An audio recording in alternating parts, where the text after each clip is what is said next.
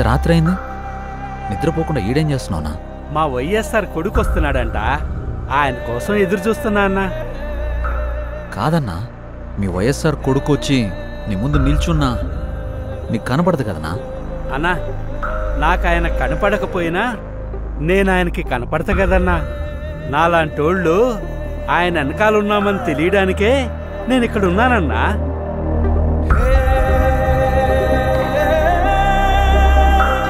తండ్రి పోయాడనుకుంటే కొడుకొచ్చాడు.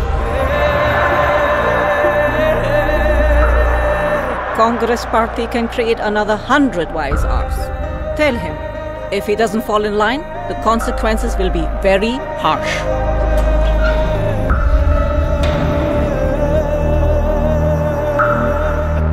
ఉన్నదంతా పోయినా పర్వాలేదు అని తెగించిన జగన్ లాంటోడితో యుద్ధం చేయడం మనకే నష్టం మేడం.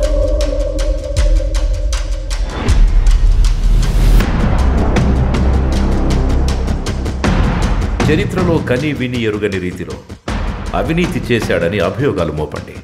1,00,000 కోట్లని 1,00,000 సార్లు చెప్పించండి. ఒక అబద్ధాన్ని నిజం చెయ్యాలంటే అది మీడియాకి మాత్రమే సాధ్యం. If we can't defeat him, we can destroy him.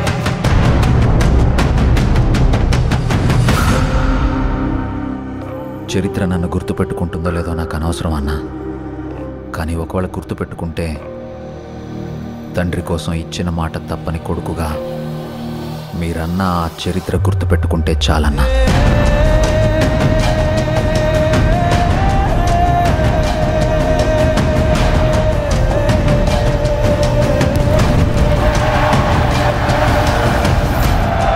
నాకు భయపడడం రాదయ్యా. నేనేంటో, నా రాజకీయం ఏంటో మీకింకా అర్థం కాకపోవచ్చు, కానీ ఒక్కటి గుర్తుపెట్టుకోండి, నేను వైఎస్ రాజశేఖర్ రెడ్డి కొడుకుని.